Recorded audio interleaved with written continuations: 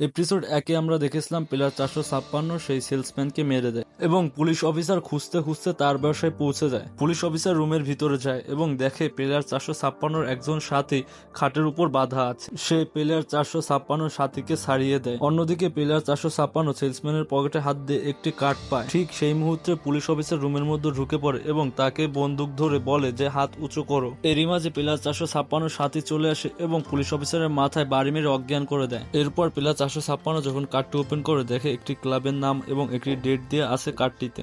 এরপর একটি মেয়েকে দেখায়, যে মেয়েকে একটি সিকিউরিটি গার্ড বলছে তুমি ডেইলি এই পার্কিং লটে কেন শুয়ে থাকো, এখানে শোয়া নিষিদ্ধ। মেয়েটি বলল আচ্ছা ঠিক আছে আর শোবো না। আসলে এই মেয়েটি হলো একজন স্কুইড গেমের স্নাইপার, যার কাজ হচ্ছে যারা গেমে হেরে যায় তাদের গুলি করে মেরে ফেলা।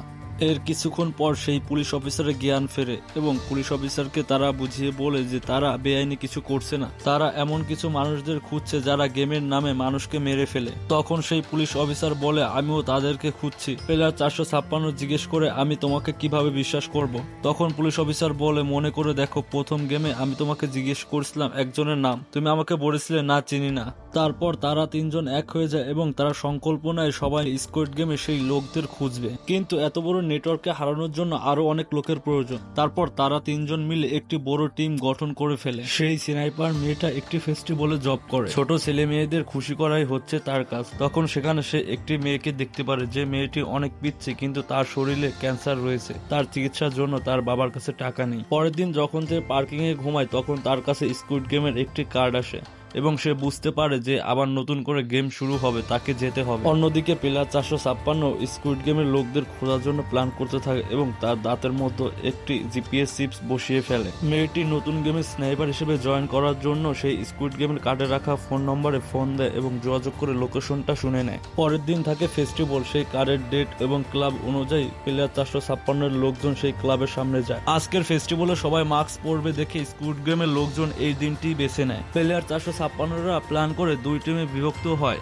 এক টিম কারে অপেক্ষা করে আর অন্য টিমের মধ্যে প্লেয়ার 456 এবং তার সাথে এবং পুলিশ অফিসার ক্লাবের মধ্যে যে দেখাশোনার কাজ পরিচালনা করতে থাকে। কিন্তু স্কুইড গেমের লোক উল্টা ট্র্যাপ করে প্লেয়ার 456কে একা করে গাড়ি ধরে নিয়ে চলে যায়। গাড়িতে বসার পরে ফ্রন্টম্যান, যে কিনা স্কুইড গেমের প্রধান, প্লেয়ার 456 সাথে কথা বলতে থাকে।